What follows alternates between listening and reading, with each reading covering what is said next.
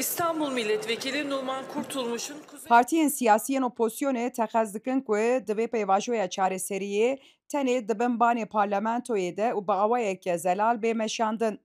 Lê heta niha ne diyar e ku hikûmet wê vê pêvajoyê çawa birêve bibe û heta çi raddeyê partiyan beşdar bike. Birisi de artık çok kutuplu bir Ji aliyê din rêberê PKK Abdullah Öcalan daxwaz kiribû ku ji bo ewlekariya pêvajoyê li Meclîsa Tirkiyeyê lijneyeke taybet bê avakirin û pêvajo li ser bingeheke yasayî bêdanîn. grubundadır.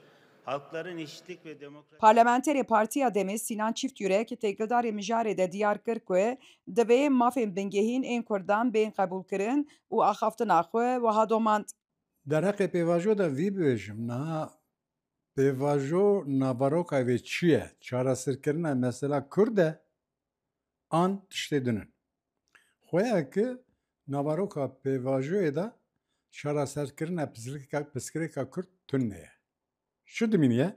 Mesela Kurd, mesela milletekî ye, mesela netewî ye, çareserkirina wî zî ger gavê netewî bên avitin.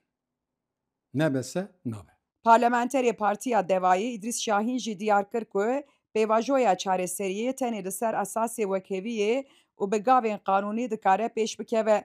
2009-2011 Em dibêjin ku du aliyên pêvajoyên girîng hene. Ya yekem di aliyê İmralê, Qendîl û Sûriyeyê de ye. Ya din jî ew e ku divê di parlamentoyê de gav bên avêtin ku bi lez û bez daxwazên welatiyên mên Kurdên di derbarê maf û azadiyên wan ên bingehîn de bê eger û bêyî danûstandinan bên naskirin. Ger bixwazin vê pirsgirêkê çareser bikin, wê di parlamentoyê de çareser bikin. Divê biryarên ku di parlamentoyê de bên girtin jî bi awayekî zelal bên cî bicîkirin. ve bu olay Daxwaza partiyên opozisyonî yên têkildarê pêvajoyê de ew e ku pêvajo tenê dibin banê parlamentoyê de bê meşandin.